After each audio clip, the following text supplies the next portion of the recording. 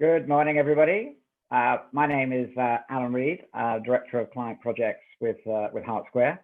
I'm delighted to welcome everybody to our webinar this morning, which is Beyond CRM for Charities, which is a conversation about the fact that most of our modern supporters and donors, volunteers, beneficiaries, like all of us, they're modern digital consumers.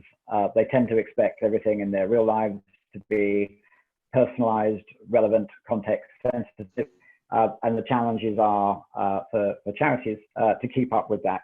That's what we'd like to talk about today. We've got some great panelists to join in the conversation, and I'd actually like to invite the panelists to introduce themselves. Please. So if we could start off with Liz, and then I'll ask Adrian and Tori to introduce themselves as well. So Liz, do you mind introducing yourself, please? Good morning, everybody. My name's Liz Walker. I'm the Director of Finance and Corporate Services at the Children's Society. I'm also the project sponsor for our CRM project. Great, thank you. Adrian and Tori? Yeah, after you, Tori. Hi, yep, good morning everyone. So I'm Tori Cassie. I work at m-hance in the NFP team. I've been working with Dynamics for about 20 years and in the sector for about 15 years, and engaged with Liz and her team on the selection of Dynamics for the Children's Society. Yeah, and hi, good morning everybody. My name's Adrian. I'm one of the solution architects at m-hance. By virtue of that role, I get to work with some of the fantastic clients that we have in that sector. You know, through the course of this morning, hopefully be able to share some of the things that we're hearing from our clients and from the sector. So looking forward to it. Fantastic, great. So thanks everybody for that. Let's get started. Just a little bit of webinar etiquette, please. So first of all, just to let everybody know, the session will be recorded. As a delegate, that doesn't have any bearing on your individual data, but if you're posting Q&A questions, then that will be part of the recording later. Segue there, we have a Q&A box for questions to the panel. So you'll notice on the controls, so please use the Q&A box for anything you'd like to ask about your own project or any content that you hear, please post it. We're likely to do Q&A for everything at the end, but we may pick up some questions as we go as well. If you have any technical issues or any technical queries, there's another box which is for chat. So please use that, and we have some colleagues who will help you out on the technical issues or queries. And then this is mostly for the panelists. Make sure you're on mute unless you're actually speaking, and of course I'll be doing the same. Okay, so first of all, what I'd like to do is a couple of words on setting out the challenge in the sector as we see it. We're working across around about 40 different charity projects at the moment, and we hear a lot of common themes. So first of all, summarizing the challenge, a lot of organizations at the moment are struggling to meet the expectations of their audience, whether you use the word customers or supporters, donors, volunteers, etc. So we did a survey, and we wanted to know the extent of the problem. So we surveyed some 600 nonprofits. The qualifying entry was to be a nonprofit and to have been involved in a project, a significant project recently. In terms of their difficulties in meeting the needs of their audience base, their supporter base, a lot of them said that the challenges were that they were stuck on older or siloed systems, making it very hard for them to be responsive, making it very hard for them to get the famous single view of the truth or 360-degree view. Some of them reported, a really significant number reported that they were on very old systems that were presenting an operational risk to the business. So there are some solutions in the marketplace that are end of life, but clients have not made the leap to get off of them, and that's causing them very difficulties. a really high proportion said that the third bullet point, you could wrap it up in saying, people saying there's almost no point in having a good idea around here because everything is so difficult to do. If you say, I want to run this fantastic campaign to generate a load of cash from this audience, well, it always involves a huge project and a backlog of work, and everything's impossible and so on because of the poor state of data and systems in the organization. And an interesting minority of that 70% said that they felt that contributed to losing staff, people getting frustrated, feeling that they couldn't do anything interesting or innovative or with a good use of their creativity or time. People leave. So there are some hidden costs to that too. All of this points to a pretty stern indictment of software and systems within the charity space. So we went a little deeper as part of the same research study, and we were asking people where the problems lie. Really what we got was that the problems were that projects now are more demanding than they've ever been before. Systems and channels are more demanding than they've ever been before. So some people expressed it like this. Charities have always had these audiences, and they've always had these challenges. So for 30 years, systems were developed to manage income processing, sometimes very complicated income processing, to manage high volume campaigns, to manage thanking and banking, to manage gift aid, etc. And of course, all of those challenges are still there. But what we have at the moment then, of course, is that this new bunch of audiences have popped up. Suddenly everyone is demanding data. Everyone wants access to business intelligence. We've got people outside of the organization, volunteers, etc., who want to be able to communicate with the center through a variety of channels. They don't want to ask for a spreadsheet every now and again, and they don't want to do everything by email. So all of these different audiences are on top of the existing challenges of high volume income processing, gift aid, SORP reporting, and all of those things.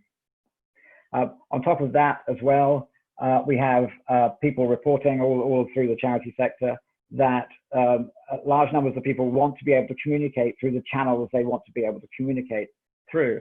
So these challenges didn't exist really 10 or 15 years ago. So text messaging is becoming a big thing for personalized thanking and SMS giving, etc. People being able to channel through social listening. Of course, the website has always been a big channel. Unfortunately, we find in the charity space that people's idea of website self-service and integration is actually lacking behind elsewhere in the not-for-profit sector. So all of these expectations, all of these channels, all of these complexities on top of the traditional projects for CRM and income processing points to why people feel there is a gap between supporter expectations and the reality of what they're able to deliver. So what I'd like to talk about from there is to introduce Liz Walker as someone who has recognized those challenges within her own organization, and then who has embarked on a program of change to respond to those challenges. So Liz, are you happy for me to ask you a few questions about your own journey at the Children's Society? Yes, I am. Great.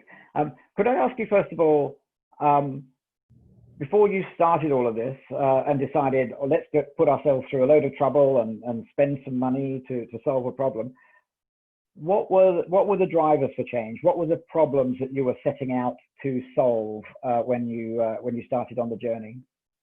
It was quite interesting, actually, Alan, when you just showed the results of that survey about keeping up with expectations, because a number of the things that you said there actually aligned with the challenges we had. So we wanted a single version of the truth. We had 7 systems that we used in order to access supporter data. We were using, or still are using, a Razor's Edge product, which is coming to end of life. And we didn't have the means to work with digital channels in the way that we wanted to. We didn't have a standard data platform. We weren't integrating with a lot of our other systems, let alone our supporter systems. So all of those things drove us to say we need to do something. And we talked about it for a long time before we actually got round to getting together to do something on this, because there were always more urgent issues within the charity that needed dealing with first. So it was on a list to be dealt with, and then we got to it almost 3 years ago now. Yes, and that's a really common challenge, isn't it? People know that things aren't good and the way they should be, but how do you agree what the change should be? So could I ask you how you managed to do that? How did you get alignment within your own senior management team? How did you get agreement on the nature of the change and going about it? So the senior management team was easier than most audiences because we'd talked about it for a long time, so we knew it was on the to-do list. But we recognised that what we needed to do was to determine the scope of a project. So it'd be quite easy to say, right, so we've got the supported data on Razor's Edge, that's it. But we thought, because we're talking about a data platform, we want to think about what we do with volunteer data, what we do about campaign data. Do we link that up with HR systems? Do we link it up with young people systems that we're using for our frontline work? So what we did was we brought your colleagues in from Hart Square, because we knew in-house we didn't have expertise to help us pull all of that together. And so with your colleagues, there were, I think, about 16, 17 workshops, which engaged with about 60 or 70 colleagues across the organisation to help us come up with that requirements list. And so by actually talking to the business, we learned a lot more about what was needed. We thought wider about the scope of a particular project rather than keeping it narrow. And to us, it was quite important to think about how we accessed data across the organisation and not just related to supporters. Great, thank you. And so one of the things that comes out really strongly from the research study is that one of the main blockers to change in organizations is not the technology. It's not that there isn't stuff out there that would, you know, make a big difference to the business and so on. It's internal, how to get approval from a board of trustees, how to get approval from a finance committee. There's always some dusty group somewhere who controls the money and often would rather not make a decision and would rather not spend the money on this stuff and would say, make the old stuff last another year, please. So how did you go about that? How did you go about getting that kind of approval? So similarly, we started the journey early. So we told them that we were going through the specification piece with yourselves in order to come back to them with a proposal. And we took them through on that journey. When we had the specification, we took the specification to the trustee board or finance committee of the trustee board, who would help make that decision, because we wanted their buy-in before we went through a tender process. We didn't want to go into a tender process and then to come back and say, oh, actually, here's a price tag, and everybody go, oh, that's not an option. So we took them on the same journey without all of the detail of the day-to-day workings of what we were trying to do. And then when we'd gone through the specification, went through the selection process, again, we pulled them in, had conversations with them. Great, and kept them braced for the spend all of the way through, essentially. So that, no, and we find that is a vital part of it. There's a kind of there's a skill in managing your board of trustees, if you like, as much as managing projects. We find that to be really important. So that once they had approved the spend and the program of change, you then had to go on a search for new technology partners and solutions. And spoiler alert, you ended up choosing Microsoft Dynamics 365 as your platform and m-hance as your implementation and technology partner. So can you describe for people who are not used to modern partner selection processes, how that worked, what you were looking for from that process? How did you engage with colleagues? You know, was it a small project thing? Did you have a wider involvement with others at the Children's Society? So it was a complex project. We knew it was a sizable project that would reach across the organisation. So we had a core project group of, I think it was 7 of us, which included the current data team, so the users of the current system. It included what we called a business visionary, who thought about how we might use a product on this journey. And we went through a tender process. We've got the requirements, the specification, we put it out. And we ended up with 5 organisations putting themselves forward to be potential partners with us. The two of them were a Salesforce platform, two of them were Dynamics, and one of them was Blackboard, which is the Razor's Edge platform, as some colleagues on this call will know.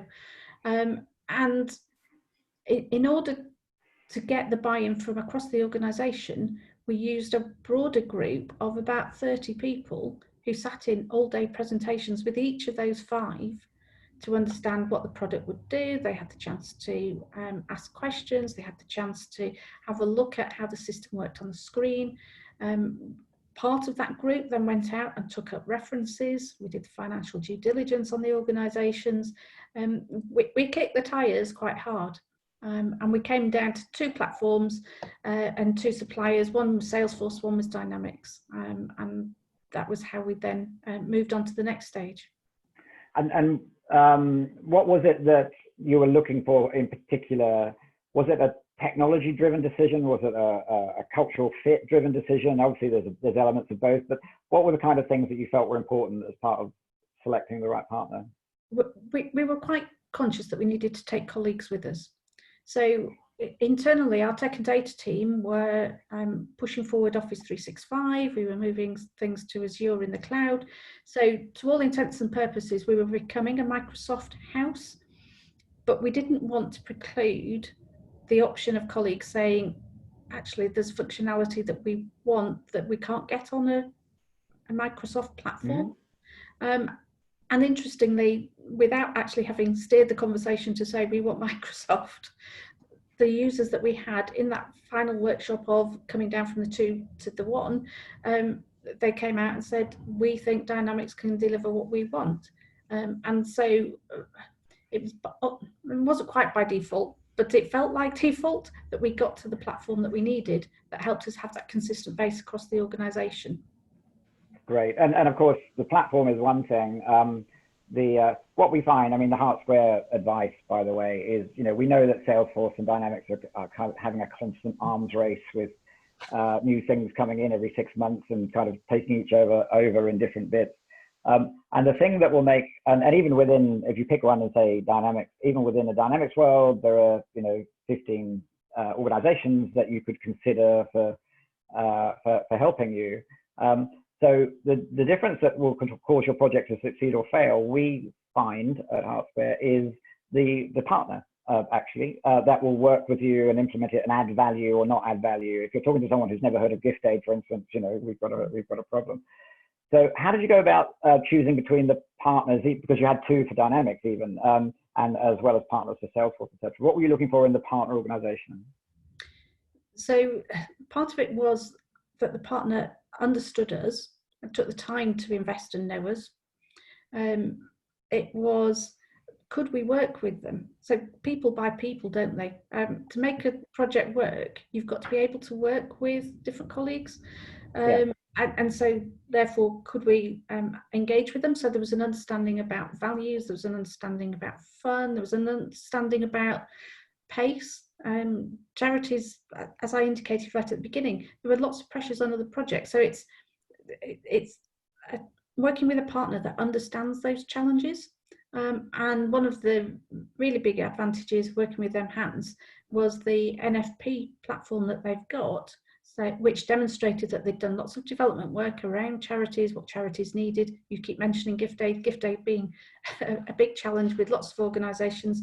And it's those sort of things that actually help you to overcome certain base hurdles in terms of that understanding. So you're already working with somebody that understands the challenges that we're facing. Yes, and we find that to be vital. If you're having to specify industry standard stuff to your partner, then you're kind of in trouble. You expect them to bring that with them, and then you should be able to talk about the fun stuff, over and above the administration, what the things that are going to help transform the business. So onto the project itself, because the real work starts here. You've selected your partner. How did you prepare yourselves for the project? Because it's quite a lot to add on to the day job of already busy people, and it's quite a big program of change with lots of risks attached to it. So how did you prepare yourselves and get started on the project, please? We knew that to give pace to this project, we needed a dedicated project team.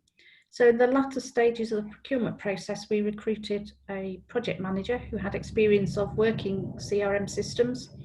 We then looked at how we needed to build a team around that person, so including somebody that knew the technology of the particular product, and somebody else that understood the technology of the platform, and different roles within that. So as part of our costings that we ultimately put to trustees, we had that dedicated team as part of that process.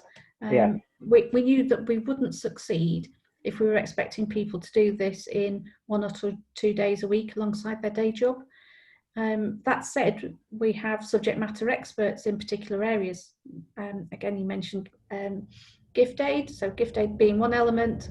We're using it for business development, so we have business development expertise, finance expertise, and we've got nominated people across the organisation. There's about 25 of them in total who understand in depth a particular aspect of the system, and those are our subject matter experts, and they are doing some of the work on the implementation alongside a day job. Great, thank you. And as you say, you raised a very important point there, and it's something we always advise very strenuously when putting the budgets forward to the Board of Trustees or your dusty finance group, whoever they are. We find that a solid 70% of project costs these days are for services, and people often forget the services.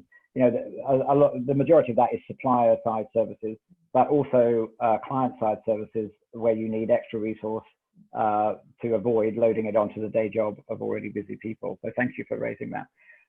So where would you say you are now on the project? So we split the project into 4 phases. The first one was discovery, which we completed in January of this year. Phase 1 is the implementation of the business development and high value part of the system. Yes. We're well on with that at the moment, and we've got a go live date in early September. Phase 2 is volunteering. We're already scoping that out and doing the planning for that, because we'll start that process in late September. And then phase 3 is the rest of what we've got in terms of supported data. So we are probably not quite a third of the way along, because that last phase is a very substantial element of it. But we wanted to start with something that was relatively small and contained, where we could get users on board and excited about the system and using the system. Great, thank you. And then what would you describe has gone well on the project, and what would you describe has been some of the biggest challenges, please, Liz? So I think what's gone well has been the organisation buy-in. We've given the project a code name, so we call it Project Beehive. So people talk about this, they know it's there and they know it's coming. We've got a regular comms program linked with that, and that's working incredibly well. I think having the dedicated team is working well, and the relationship with m-hance is working well. So those are the really strong positives. On the downside, we've had quite a number of changes in that project team. So our business visionary left, and we've actually pushed that role up to an exec level person, which is fine. The project manager left. He had some personal challenges, so we've had to replace a project manager, and we've had a number of changes in other roles in the project team. And I think a project that runs for 2 to 3 years, you will get changes of people, and I think you've just got to be ready for that and to manage the risk around that. The other challenge was that we did some internal restructuring, which changed the scope of phase 1, which has added to the workload in phase 1 in a way that we hadn't anticipated. So we're running a bit behind what we'd anticipated as a timeline, but that's because we've added additional functionality into that phase 1. Great, thank you. And I think I'll make this the final question, Liz, so thank you very much for all of that insight so far. So the inevitable final question is, if you were advising a version of yourself 2 years ago, or someone else on this call who hasn't done this kind of project before, what would be the main kind of take homes, the main areas of advice that you would give someone who's considering starting out on the journey, please? I think the primary one is understanding what the burning platform is. Why do you need to do this project? And I think getting an exec person to sponsor that and to engage with that, to start communicating one across the organisation, but also up to trustees, I think is something that you need to do sooner rather than later, because it's a significant piece of work, whatever size of charity you are, and you need to get that buy-in. The other thing is, how do you take people with you? So again, I think it's about talking across the organisation. It's creating an expectation that it's not a bolt-on and nice to do, something that's quick and easy to do. And I think the third thing would be to take advice and to use experts, because it's unlikely that inside an organisation you've got the skill set to do this on top of day jobs. So those early stages and that scoping out is the platform that you need to move from, rather than just, oh, we need a CRM system, any will do. It's important to do that scoping piece of work first.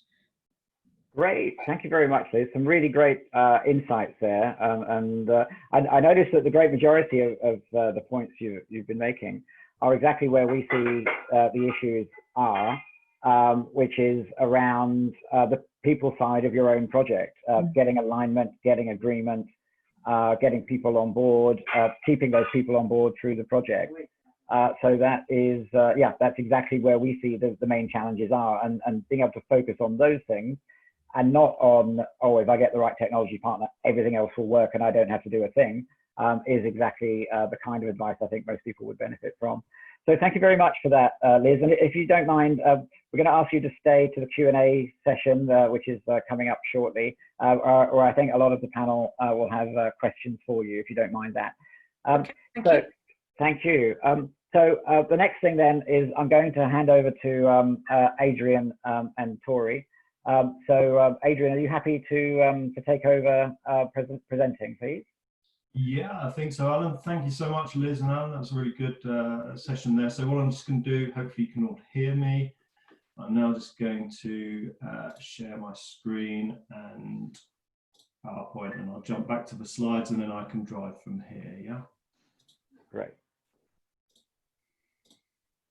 Okay, you can just confirm that you can see that slide and then I'll get started. Yes, absolutely. Yeah, okay, great stuff. Okay, so just quick intros, I guess, first of all. We covered this earlier. So I'm Adrian, I'm a solution architect at m-hance, and on the session today, I'm joined by my colleague, Tori. Tori, do you want to cover the first couple of slides for us? Yes, I think, yes, thank you, Adrian. Thank you, Liz, and thank you, Alan. I think really this slide really does reiterate what Alan and Liz have been saying in terms of the challenges that we see in terms of when we engage with organisations. And absolutely, people are expecting better service, more personalised service from charities that they engage with, that they potentially work for as a volunteer, or that they donate to, or receive grants from. So absolutely, people within the digital world that we all live in, and be it through your phone, on apps, or in terms of that personalised email, we're all expecting more, and as consumers every day, we're expecting more of that. So it's no different really for charities. So what we did, we looked at this title of the slide, and we've put some sort of slides together to follow in terms of what we believe that organisations are asking for. What does charity service delivery look like? What should we, as a sector, be aiming to provide our customers, our volunteers, our beneficiaries? But really also, do the systems that you have in place, are they able to meet that need? Do you just need to upgrade to the latest version? Or is it absolutely that it is a hindrance and it is preventing you from those great new ideas that people in fundraising want, or new campaigns, and lots of workarounds to get things done, and that potentially a new solution can provide and can offer? We're going to talk about integration. Integration is a key area with all our projects, in terms of whether it's a website, a payment gateway, social media, or even another existing system that you have, a key business system such as First Class, or engaging networks such as the Children's Society. So integration is always key, and can also, if you do integrate to these systems, it can aid with seamless flow of data, but still enable you to have that single source of the truth within your CRM system. And finally, really, I suppose, what else is out there? So what we're going to do, I've just got one more slide really in terms of what I'm going to talk through, in terms of, I'm not here to say how great m-hance are, and hopefully Liz has done that on our behalf in terms of m-hance as a Dynamics partner. But just on the next slide, Adrian, please. What I've got one slide here is just to really demonstrate our experience in this sector, and is absolutely important and pivotal that technology is one thing, and to be honest, Salesforce and Dynamics, they probably both tick the same boxes if you issued a functional requirements document, but it's the partner, and I say partner, not supplier.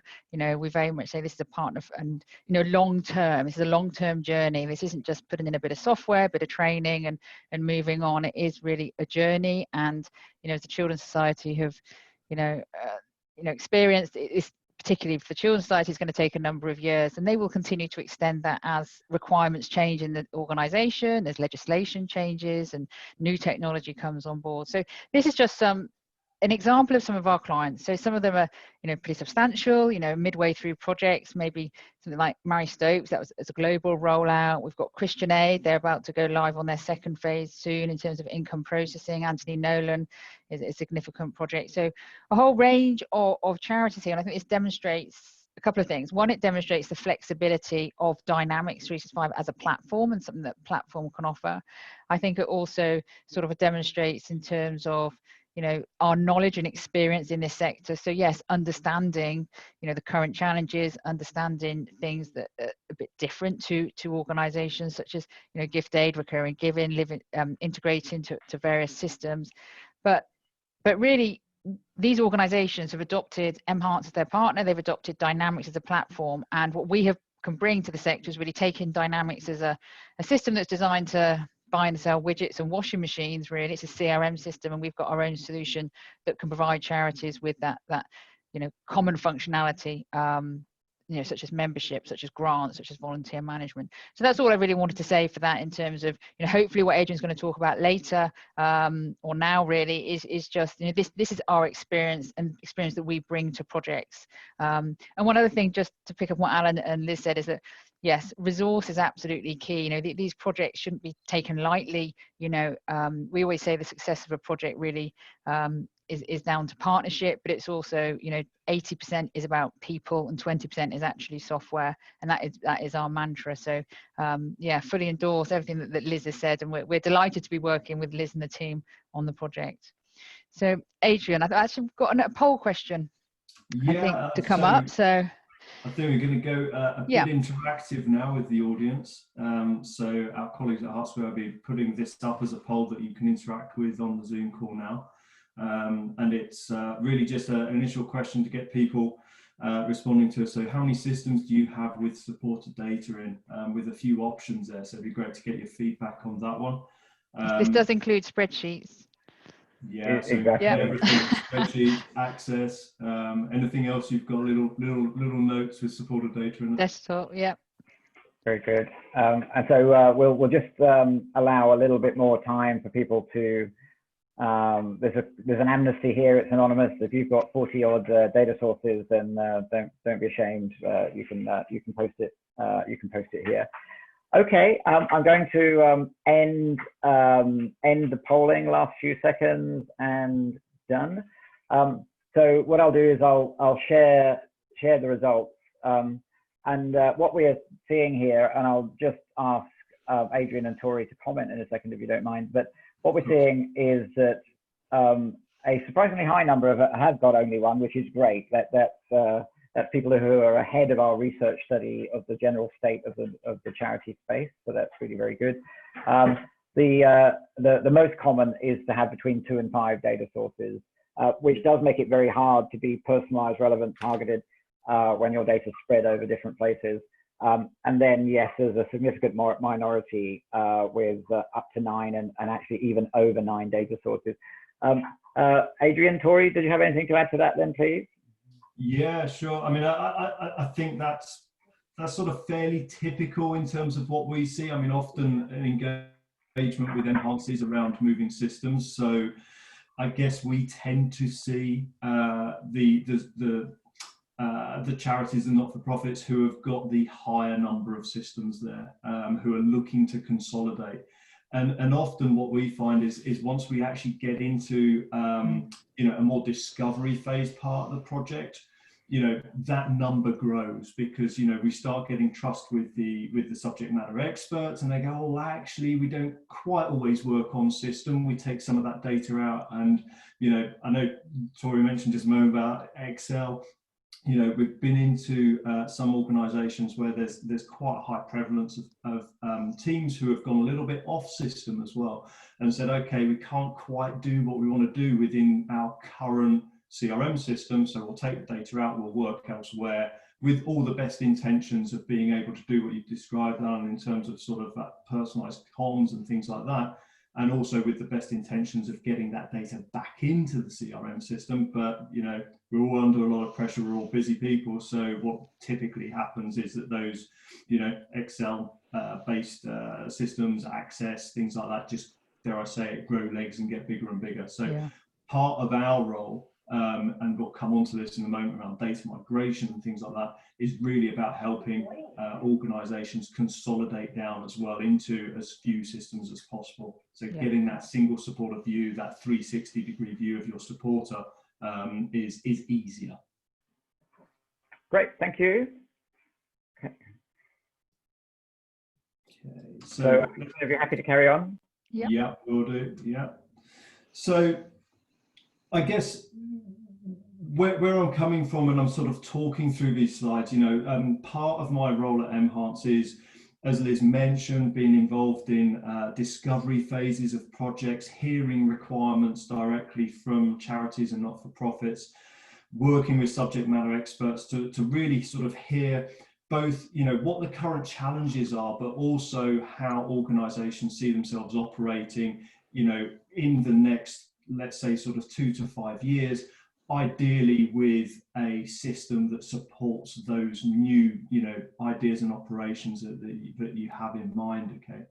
And one of the themes that Tori and I and our colleagues are certainly seeing coming out through the sector at the moment is really about this sort of whole supporter centricity, the supporter experience. And I think, you know, my personal view is a lot of it is being fed through from how people are interacting with, you know, with services in their day-to-day lives, you know, maybe outside of work, you know, that how easy it is at the moment to, you know, order things on, maybe I shouldn't say at the moment, how easy it should be to order things online, and interact with, I don't know, your, you know, your bank using their app on the phone, interact with goods and services online. And people expect that experience to extend through all areas of their lives, including their interaction, their support with a charitable organisation. So I think what we're seeing is this sort of pivoting away, or need to pivot away from, dare I say it, the more sort of traditional mass-based communications that typically a CRM system would be used for. So, you know, some level of marketing lists, maybe some hierarchical segmentation within those marketing lists, but really building up that, you know, 360 single supporter view of the supporter, so that you know who they are, and really regardless of those back-end systems. So to be honest, as a supporter, let's say, of the Children's Society, I shouldn't really know or even care how many different systems you've got that are holding that data. When I phone up to supporter services, or I want to change my regular gift amount, or whatever it is, I want the person at the Children's Society, the person at the charity, to know who I am as an individual, and be able to see what I, you know, both my relationship with the charity and all the activities and what motivates me. Okay, so it's really around changing it to how should the supporter perceive the organisation, and bringing all together all that information that we have about the supporter. So when we embark on, you know, discovery, when we embark on a implementation projects, and what we're seeing and hearing from colleagues at other partners as well, is that, you know, when we go into these into organisations, often there are these multiple systems which have led to siloed data. So one supporter's record, that golden record, that single supporter view, isn't just within one system. And that gives a lot of challenges for supporter care, for volunteer managers, to get an overall picture of what the relationship is with that individual, because you've got to jump between different systems. It also gives a little bit of a sort of fragmented view for the individual as well, because they might be getting, you know, 2 or more communications in a very short window of time, because you're giving them different asks. You know, we'd love you to volunteer for us over here. We'd love you to, you know, donate or sign up on this advocacy journey with us as well. So, you know, it's really about, you know, that current sort of mass marketing approach. But then if you've got, you know, lots of complex data selections going on, where you're having to bridge and join multiple systems together to work out who you should be communicating with, that's a real challenge with these siloed systems. And also, you know, just to extend that on that last point there, you know, what we're also seeing, you know, coming off the back of GDPR and things like that, supporters' consent is also held in multiple systems as well. So you might have a level of consent data stored from website or from an engagement platform. You've also got consent in CRM. You might have consent somewhere else. So it's about bringing that all together to work out not only how to communicate to individual supporters in a way that's personalized to them, but also validating that you've got the correct means, the right channel, and you've got permission to communicate with them as well.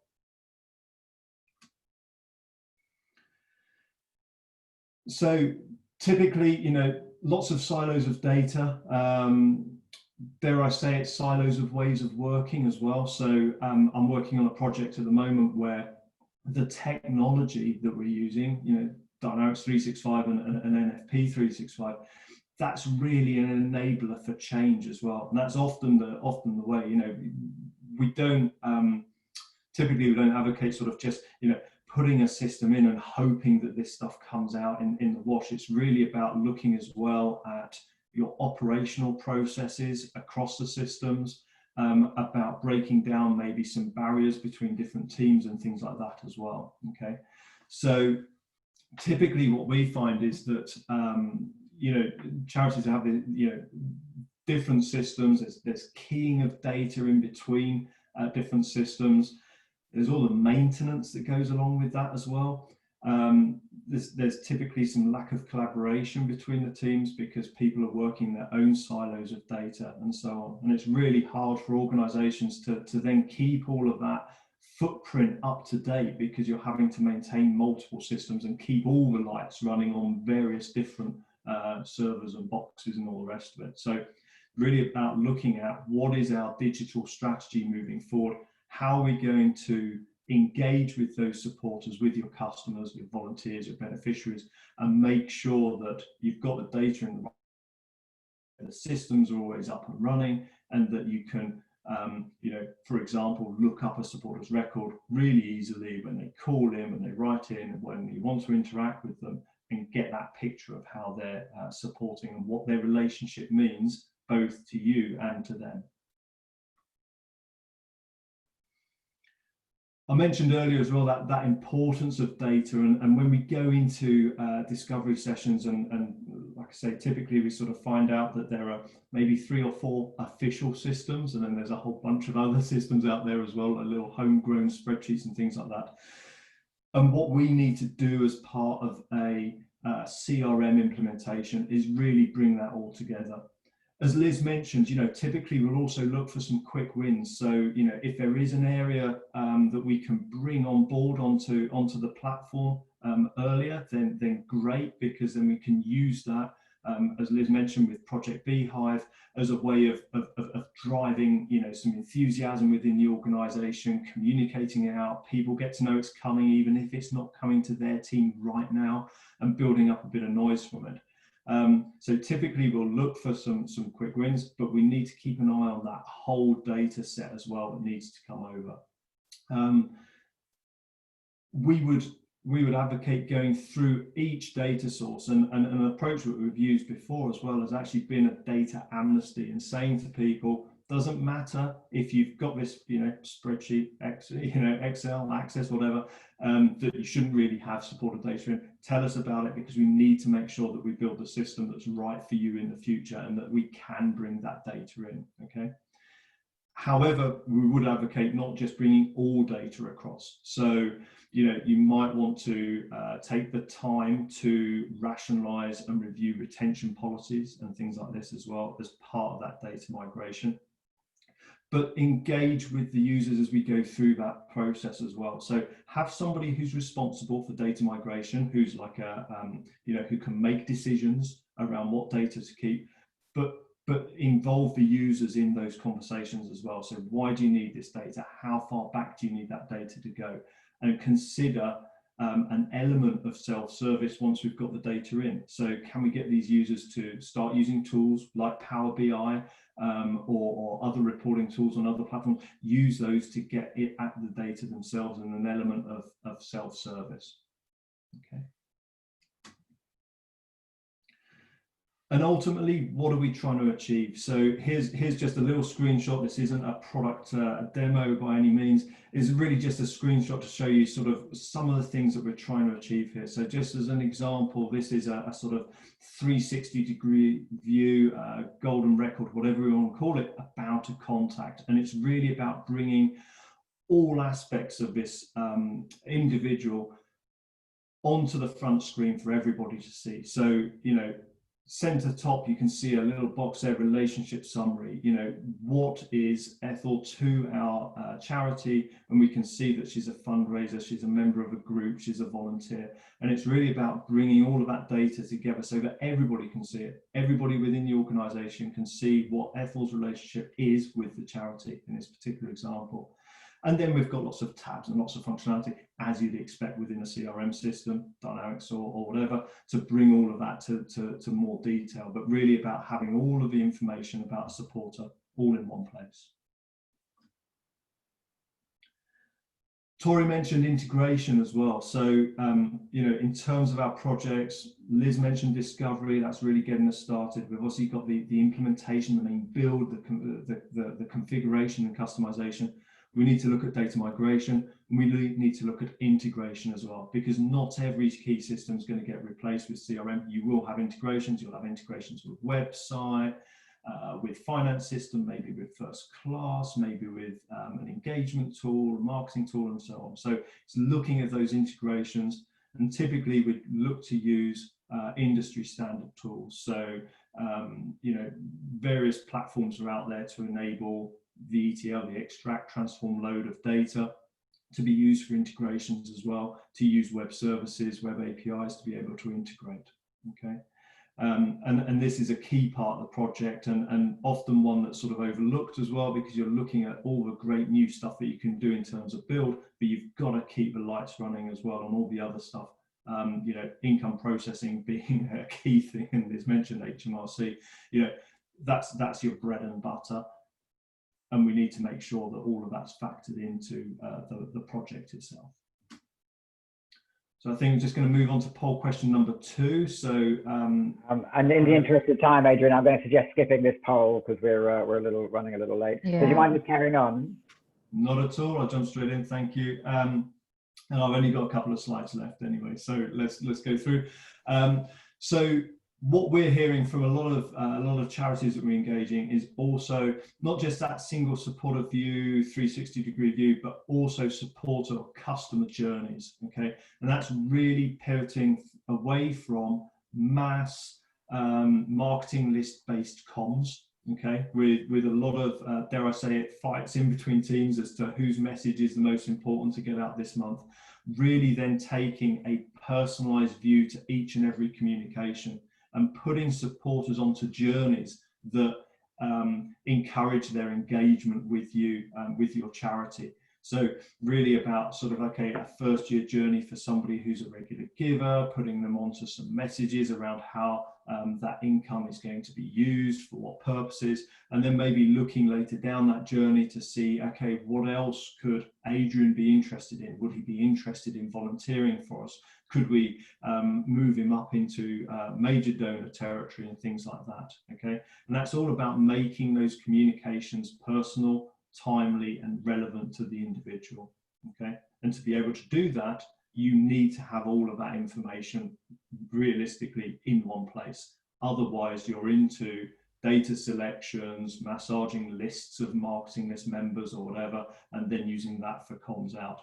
It'd be much nicer to have almost like an individual flow per supporter where we can make those communications, as I say, personal, timely, and relevant. Alan, do you want to do question 3? No, I think let's skip that and then carry on.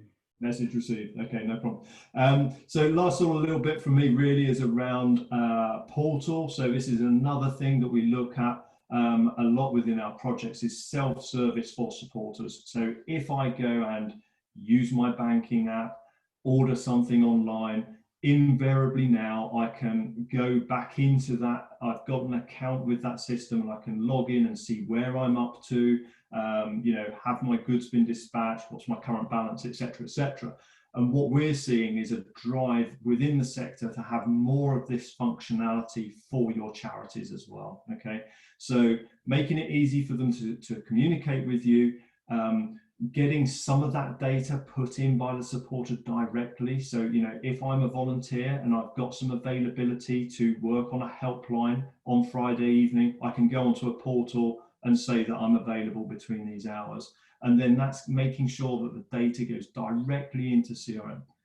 Also the other way around, you know, the ability for the supporter to go onto a portal and see, you know, how their donations are being utilised, or maybe to see what the impact of their support is to your organisation. And here's just a couple of examples. Tori, I don't know if you want to add to this, but just a couple of screenshots from volunteer portals that we've done at m-hance to bring some of that out to supporters of self-service. Yeah, I've just got conscious of time. I mean, we talk about the Power Portal, which is obviously a secure login, but also with Dynamics, we have something called Power Apps now. So the ability to really quickly, with no code, to create apps for your organization. But these are just 2 examples. Clients, MNDA, they've got a volunteer portal, so they're collaborating, they're using the forums that are available there for their regional teams. And then Christian Aid have a huge pool of volunteers that they use, and very much through Christian Aid Week, so they're able to log in here. And this is all about ensuring that the volunteers or the beneficiaries or the supporters, you know, they do feel that you're communicating with them. They do feel important to you as a charity. So we've done a lot of portal work, and this can extend to, you know, in terms of, you know, applying for grants and everything else. So Dynamics has that portal ability. So yeah, I'm just conscious of time, Adrian. So just move quickly on to the last slide from us, really, which was the sort of key call for actions before I hand back over to Alan for any Q&A. So it's really about looking at that fundamental shift that we're seeing in the sector, where supporters are, dare I say it, becoming customers. They're becoming more tech savvy. And you know, the demographics are also shifting. You know, we're getting younger people coming in who are becoming supporters of your charities, and they're much more, you know, they've been brought up with this technology, so they expect it. Being able to look at all the scenarios across all the platforms, always being there for them. So, you know, whether it's web chat on the website, you know, out of hours support, things like that. And then finally, you know, really looking at that personalized and stewarded approach for supporter care, ensuring that you're maximizing that supporter relationship to you. And that could be across the sort of traditional money, but, you know, time, money, voice, as well as what the charity means to the supporter themselves. Okay. Great. Thank you very much. And then if you just take us to the Q&A slide, that would be great. So then we have, thanks very much for that, Adrian and Tori, that was fantastic. And then Liz, really grateful for you giving your own experience from the Children's Society of the journey. We've got some Q&A questions, please, and I'm going to ask my colleague Joyce if you don't mind asking and channeling the Q&A questions. Yes, no problem. So the first question that came in was, I run a very small but growing charity, approximately 180k turnover. Is it a great idea to get a CRM early and save ourselves a lot of work in the future, or should we stick with our Excel spreadsheets for now? Well, I think personally, I mean, we've taken a lot of organizations off spreadsheets. They don't have to be big systems at all. And, there are solutions in place, Dynamics 365, and then there's the accelerator and solutions that we have that can contain a project. So it is a minimal number of days to effectively just get you onto that platform that you can then, extend yourselves or extend budget and resource allows. That'd be my opinion. I don't know whether Alan's got a different view, but to be auditable and to be compliant, then I would say get onto a system. So not different. Yes, the charity sector fortunately has a whole, Hart Square independent of any technology or supplier.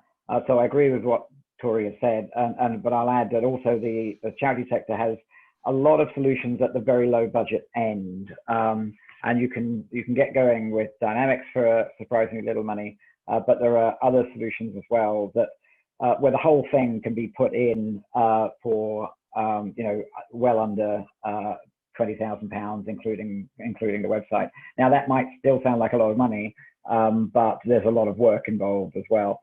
So there are budget solutions that are worth exploring, yes, the short answer is definitely go for a proper system, because you're so inhibited and restricted by working off Excel. It actually costs you a lot more than the cost of putting something in place. Great. Next Q&A question, please.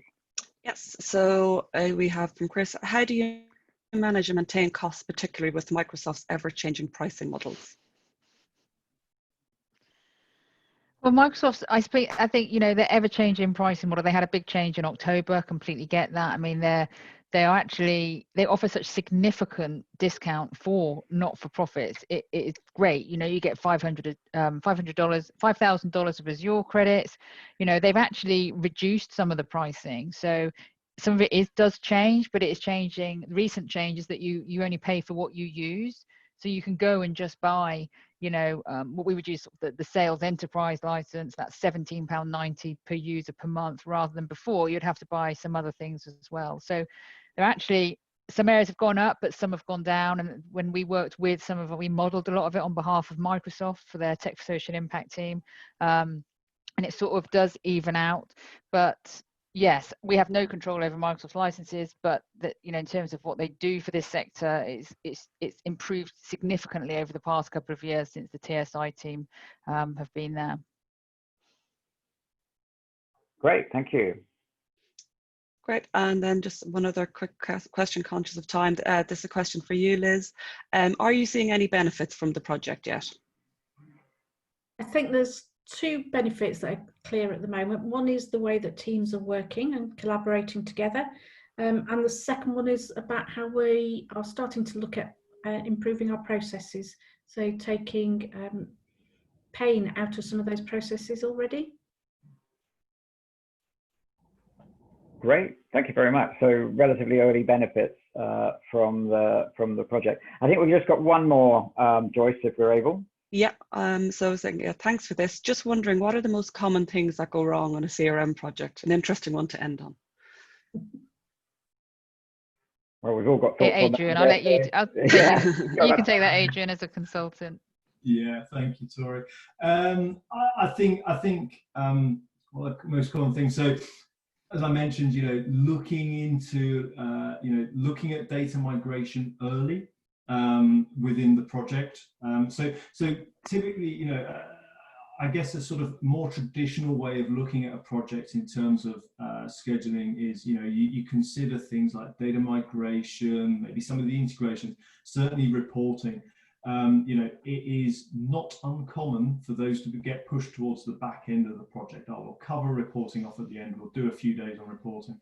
So we always advocate those requirements are understood during discovery, and that's certainly what we did with the Children's Society under Liz's guidance. You know, making sure that data migration starts at the same time as the build, so that you're informing the build as you go through, and making sure that you're catering for all the different data sources and the current ways of working. And then I think that also gives you some of the benefits that Liz just mentioned. You know, you can start spotting areas that maybe can be improved in terms of processes right now. So yeah, certainly data migration integration. The other key thing, and Liz has spoken a bit about this already today, is about getting that team engagement. You know, this CRM project, in my mind, and I'm fairly strong opinion about this, it's not just banging a new bit of technology in and hoping it solves a problem. It's got to be a program of works where you bring in and bring people on board in terms of the implementation. Yeah. Otherwise, all you'll do is you'll just have a, you know, dare I say, a new smarter car, but it still does the same job. Yeah. So you've got to get people engaged with the whole project, and that's typically why we bring in subject matter experts very early on within that discovery. And in fact, Liz mentioned bringing them in the actual selection of the tool itself, so they feel engaged.